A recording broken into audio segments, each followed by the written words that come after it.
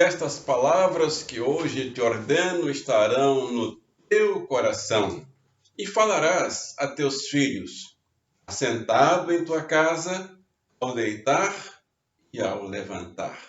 Essa é a nossa saudação em nome do Senhor Jesus, para você, para sua casa, para seus filhos, para sua família, neste dia do Senhor, neste dia especial. Bem-vindo, bem-vinda a todos vocês que estão participando da nossa reunião, já se inscreveram em nosso canal. Pedimos a você que compartilhe para que mais pessoas participem desse momento especial e receba nesse momento a nossa alegria por sabermos que você está aí participando juntamente conosco. Somos gratos a Deus pelo dom da vida. Este mês queremos inserir nas nossas reuniões um agradecimento especial pelos aniversariantes do mês. O Senhor concedeu mais um ano de vida. Eu quero citar aqui o meu amigo Max Luiz, que completou dia 7 de julho, a Lourdinha, dia 8. Um abraço, parabéns para vocês. A Estela Cristine, ontem, dia 25. A Sofia também fez aniversário neste mês de julho.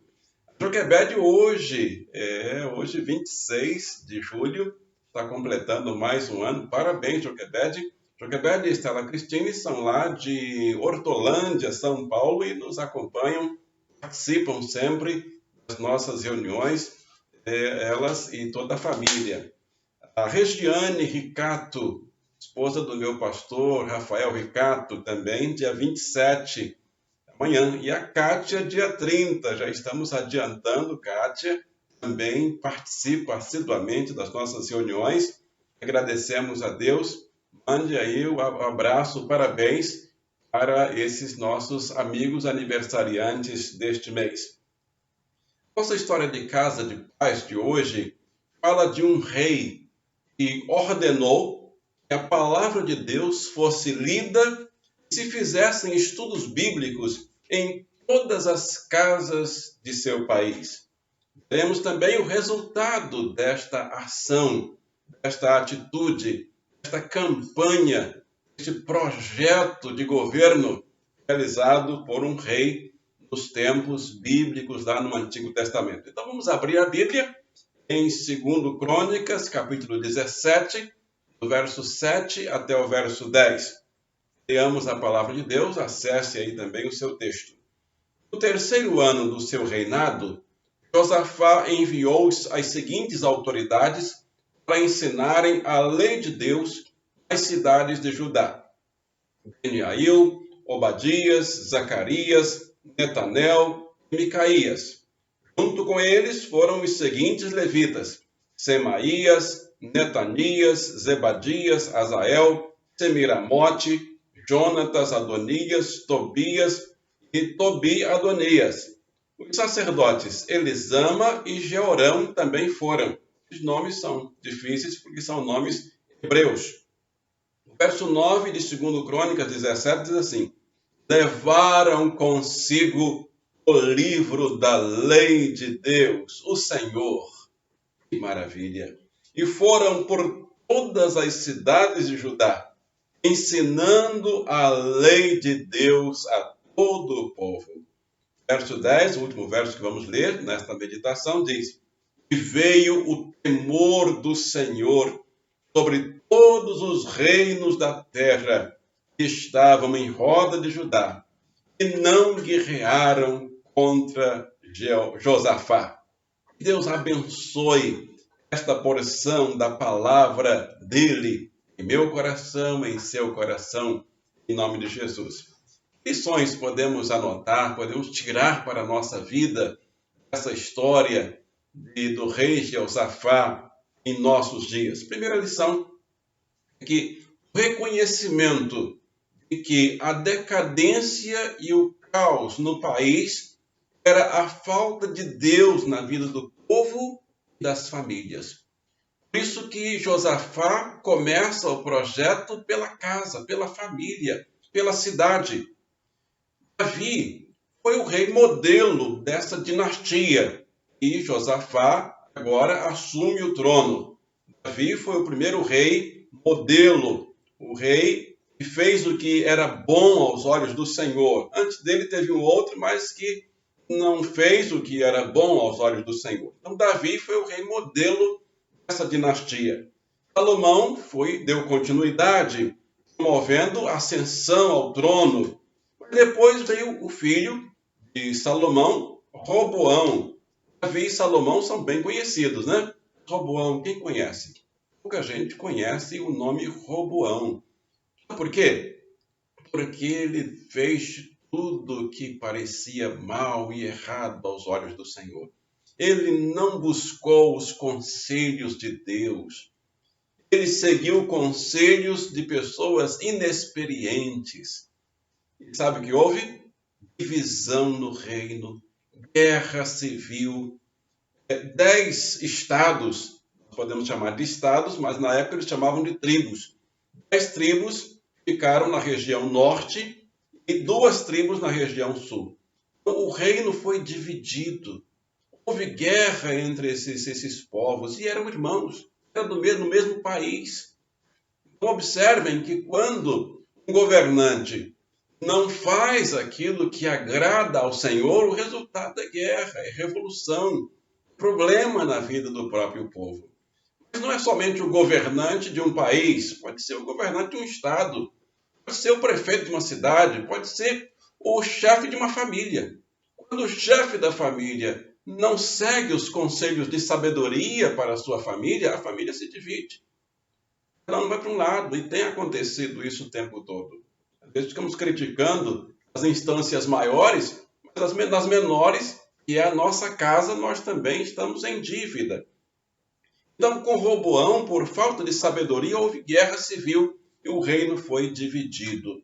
O filho de Roboão depois vem, chamava-se Abias, e a guerra continuou. Não houve paz. O filho de Abias, então, Davi, pai, Salomão, filho, Roboão, neto, Abias, bisneto, também em guerra. E aí depois veio Asa, que foi o trineto de Davi, também houve guerra. Depois de Asa veio Josafá. E Josafá diz, quando ele leu a história dos antepassados dele, que era só guerra, ele disse, eu quero paz no meu reino. Esse é o nosso projeto. Esse é o nosso projeto de estudos, de reuniões, paz em sua casa. Porque começa na nossa casa. Para que haja paz na cidade, tem que começar na família, na nossa casa. Então ele decidiu e assume o trono, assume a dinastia, sabendo que ele estava recebendo uma herança de guerra civil, uma herança de guerra também entre outros povos contra o seu povo, e ele diz, eu quero paz, eu quero um reino de paz. Os cariocas aqui no Rio de Janeiro falam o tempo todo. Eu ando no trem, no metrô, nos ônibus, e as pessoas, toda hora eu escuto alguém dizer assim, só Jesus na causa. Quando falam de assuntos do dia a dia, claro. Mas como e quando Jesus entra em nossas causas? Será se o problema, o erro, está com Jesus? O que fazer? Vamos aprender nessa história do rei Josafá como colocar Jesus em nossas causas. Como conseguir que realmente a nossa causa tenha um efeito, ou o efeito que nós queremos, que é a paz.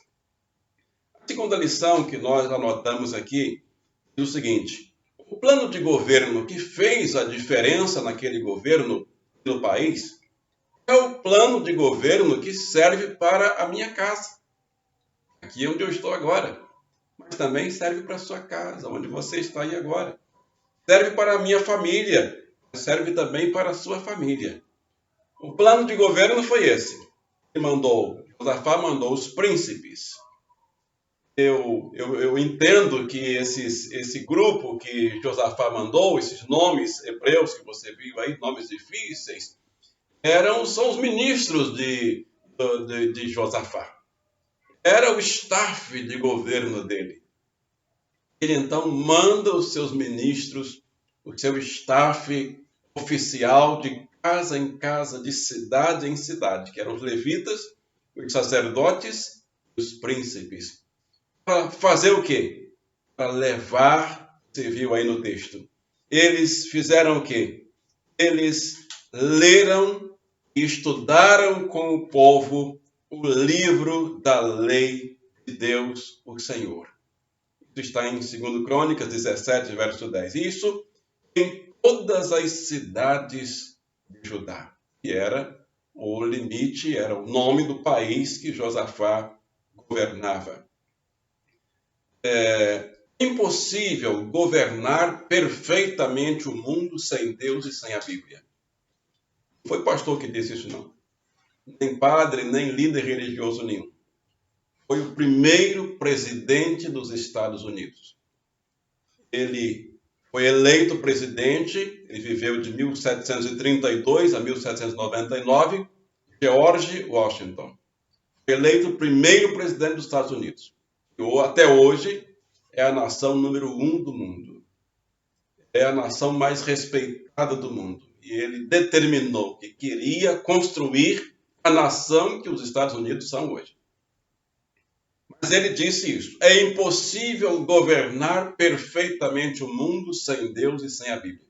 Isso quando alguns criticaram a ele porque ele estava falando muito em Deus nos seus discursos e citando muitos textos bíblicos. Este ano é um ano eleitoral aqui em nosso país. Bom seria se todos os candidatos, se todos os eleitores, todos nós eleitores, todos os governantes eleitos ou que pretendem ser eleitos, seguissem esse exemplo de George Washington. Quem sabe a nação brasileira também prosperaria em breves tempos. Outra frase, um outro presidente americano, esse foi o 16º presidente, Abraham Lincoln. Ele disse assim: Senhor, uma oração que ele fez, minha preocupação não é se Deus está ao nosso lado. Minha maior preocupação é estar ao lado de Deus, porque Deus é sempre certo. Disse Abraham Lincoln. Viveu de 1809 a 1865. Foi o 16º presidente da nação. Até hoje é a mais respeitada do mundo. A terceira lição que nós anotamos para este plano de governo do rei Josafá é a seguinte: o resultado é positivo, surpreendente para a sua casa e para a minha casa. Para a sua cidade, você que mora em outra cidade, São Paulo, Belo Horizonte, Curitiba, ou uma outra cidade do interior do seu estado, ou aqui onde nós estamos, no centro do Rio de Janeiro,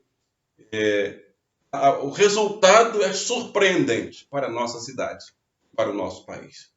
O que acontece quando você lê, ouve, estuda e pratica os ensinamentos da palavra de Deus? A resposta a esta pergunta está na história da vida daqueles que ouviram, leram, aprenderam e colocaram em prática a palavra de Deus em sua vida, em sua família, em sua cidade, em seu país. A resposta está na própria experiência dessas pessoas. O verso 10 de 2 Crônicas 17 diz assim: E veio o temor do Senhor sobre todos os reinos da terra que estavam em roda ao redor de Judá, e não guerrearam contra Josafá. Eu fico maravilhado quando eu leio essa palavra. Lembra lá no começo da meditação o que Josafá queria? Qual era a ideia dele com o projeto? Ele recebeu um reino com a herança de guerra civil, guerra interna e guerra para todo lado. Houve guerra no governo do pai dele, do avô, do bisavô, do tetravô. Ele recebeu um governo em guerra.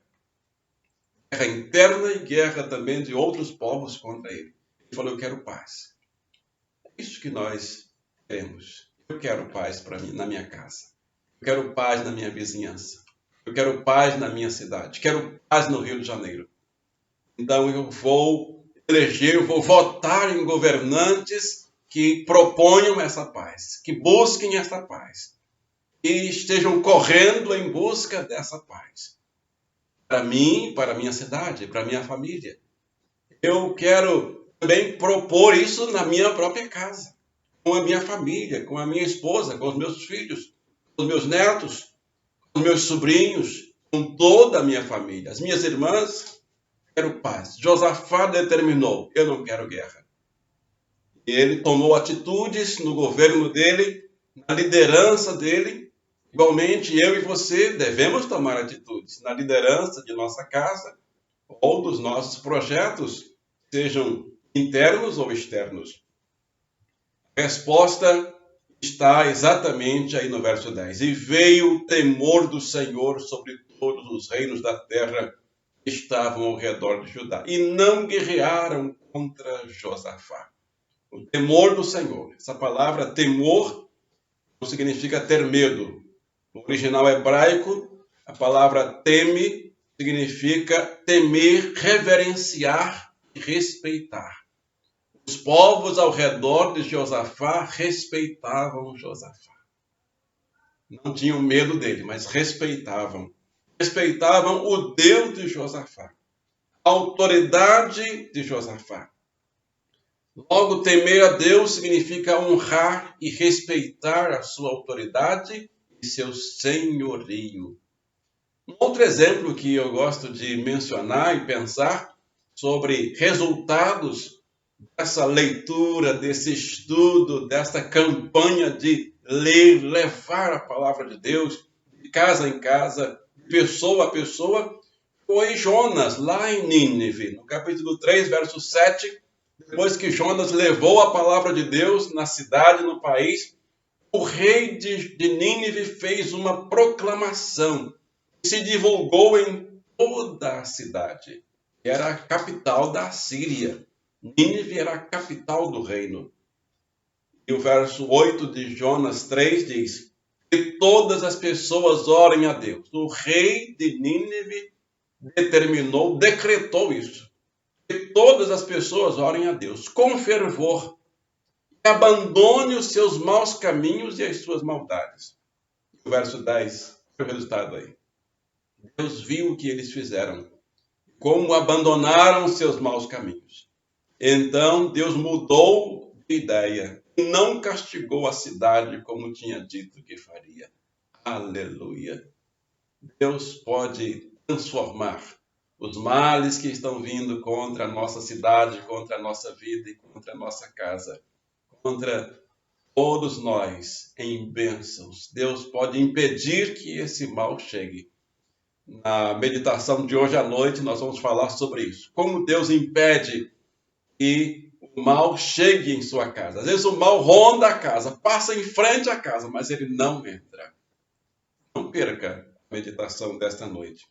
Eu quero concluir falando que a nossa convenção, a Convenção Batista Brasileira, a nossa igreja está afiliada, ela recomenda todo o início de ano, todo mês de janeiro, a leitura da Bíblia durante todo o ano, em todas as casas, por todos os membros da Igreja Batista. E não só no Brasil, mas em todos os países a nossa convenção recomenda isso. A Aliança Batista Mundial faz essa recomendação. E eu sempre, onde eu trabalhei nas igrejas, sempre estimulei os membros para que fizessem a leitura bíblica. Numa certa cidade, onde eu morava, antes de morar aqui no Rio de Janeiro, quando no início do ministério eu fiz essa recomendação, foi lá na cidade de Campos dos Goytacazes, onde eu trabalhei durante um bom tempo da minha vida. Uma jovem irmã disse com a colega que estava ao lado dela, sentada ao banco, e eu lá, falando com as pessoas para que lessem a Bíblia, estudassem, fizessem a leitura durante o ano. Ela então comentou com a colega assim, esse negócio de ler a Bíblia é para quem não tem o que fazer, comentou assim baixinho com a colega, né? Eu não dou conta nem de fazer os trabalhos da minha casa, das tarefas de casa, como é que eu vou dar conta de ainda ler a Bíblia? Tem filho para cuidar, roupa para lavar, tanta coisa para fazer. Onde eu vou arranjar tempo para ler a Bíblia? A irmã fez um comentário, ninguém ficou sabendo, só as duas lá cochicharam. Eu só soube dessa história 30 anos depois. Falando isso, agora vão dar a ideia que eu não sou tão jovem, né? E que eu sou bem velhinho, né? E foi a própria irmã que fez o comentário que me contou 30 anos depois. Ela me contou com risos meio sem graça, lamentando ter feito aquele comentário. Mas ela comentou comigo para dar um testemunho, porque ela, depois daquele período, começou a passar por várias situações difíceis em casa, com a família, relacionamento conjugal, com os filhos, e realmente começou a passar por muitas lutas. Ela, num determinado momento da luta, lembrou da campanha. Lembrou que eu falava que quando a Bíblia diz que nós começamos a ler, começamos a estudar, as coisas mudam em nossa casa, ela então começou a levantar de madrugada para ler a Bíblia. Todas as madrugadas ela levantava, porque durante o dia tinha as tarefas, ela então separou, acordava mais cedo, colocava o despertador mais cedo para ler durante 20 minutos, 10 minutos, 15 minutos, a palavra de Deus. Ela disse que começou a funcionar. Isso começou a fazer diferença na vida dela, na própria casa dela, na família dela. Eu tenho esse testemunho e ouvi dessa própria pessoa há pouco tempo. E o comentário que ela fez, que não tinha tempo, que para quem não tem o que fazer, foi há cerca de 30 anos atrás. E ela me contou para testemunhar. E valeu o esforço. Separar um tempo, acordar mais cedo. Eu quero desafiar você a orar comigo daqui a pouco, para que as guerras acabem em sua vida, em sua casa. Existem guerras até interiores, você sabe disso. Existem pessoas que, de uma determinada idade para frente, elas passaram a ter guerras internas terríveis. Eu tenho certeza absoluta que a palavra de Deus, a leitura, o estudo, a meditação na palavra vai acabar com essas guerras interiores, acabar com a guerra na sua casa, porque isso aconteceu na vida de Josafá. Aconteceu nas cidades, em todas as cidades e no país inteiro. Eu quero desafiar você a orar comigo para que as guerras acabem na família, para que as guerras acabem entre vizinhos, as guerras acabem em nossa cidade, em nosso país. Enquanto nos preparamos para esta oração, aproveite para mandar esse link, para mandar a ideia, a mensagem desse canal para alguém. Mande essa mensagem. Ajudando você. Você sabe de alguém que está passando por guerras? Então mande agora. Tem uma palavra aqui, tem um vídeo legal sobre isso. Presta atenção. Não tem nada a ver com religião, não. Tem a ver com a solução. Decretar a ação precisa para que você tenha a vitória sobre as guerras. Você quer paz? Então, receba esta palavra. Mande também seus motivos de oração, seu testemunho. Aí embaixo tem um espaço para você colocar nos comentários seu testemunho. Como essa irmã falou comigo, o testemunho dela. E também seus motivos de oração. Nós vamos orar neste momento para que esta palavra, esta atitude, esse decreto de Josafá, seja a minha atitude, a sua atitude, o seu decreto. Você manda em sua vida. Quem escreve o seu projeto de vida é você. Ou você vai governar a sua vida.